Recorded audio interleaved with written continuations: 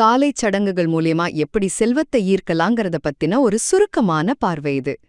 உங்க காலை பொழுதுல செய்யற ரெண்டே ரெண்டு சின்ன விஷயம் உங்க வாழ்க்கையில பெரிய மாற்றத்தை கொண்டு வர முடியுமா?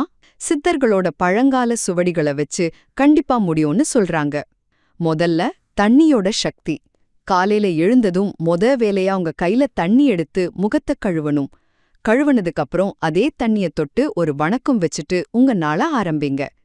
இப்படி செய்யறப்போ அன்னிக்கு நீங்க நினைக்கிற காரியங்கள் எல்லாம் தடையே இல்லாம நடக்கும்னு சொல்லப்படுது. ரெண்டாவது, கல்லுப்போட மகத்துவம். அடுத்ததா நேரா சமையலறைக்கு போய் அங்க இருக்க கல்லுப்ப தொடணும். அது மகாலட்சுமியோட அம்சம்னு சொல்லுவாங்க.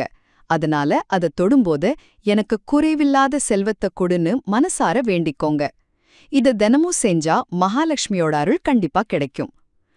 இந்த ரெண்டு எளிய காலை பழக்கங்கள் உங்க வாழ்க்கையில நிலையான செல்வத்தையும் செழிப்பையும் கொண்டு வரும்னு இந்த ஆதாரம் சொல்லுது.